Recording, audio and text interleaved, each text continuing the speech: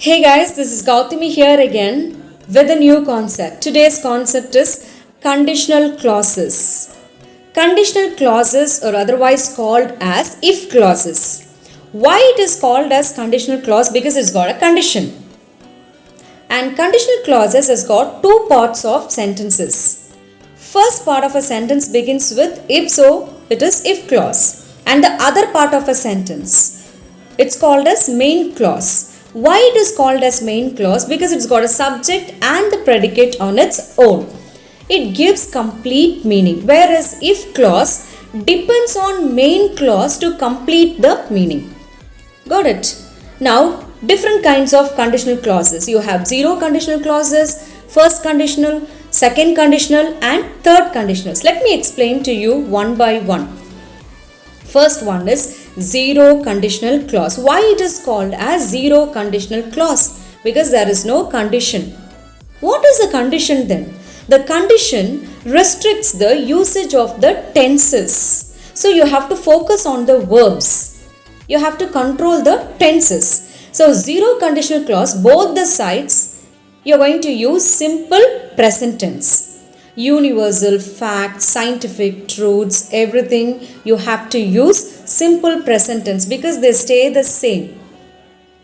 If you heat water, it boils. Heat, present tense is used here. It boils. Boils again, present tense. So both the sides you have used present tense and this is called as zero conditional clause. Next one is first conditional clause. It's otherwise called as probable conditional clause. There are some possibilities to happen. Real condition also you can say. And what is the condition here? If clause should have present tense and main clause should have future tense or modal auxiliary verbs. Let me give you an example. If you study well, you will score more marks. Study, present tense. Will score, future tense, perfect. It is first conditional clause. I mean probable conditional clause. Instead of will, you can use modal auxiliary verbs too. Shall, may, can according to the context. Second conditional clause has two types. One is improbable conditional clause and the other one is imaginary conditional clause. What is the condition on improbable? You have to use past tense, both the sides. Let me take the same example.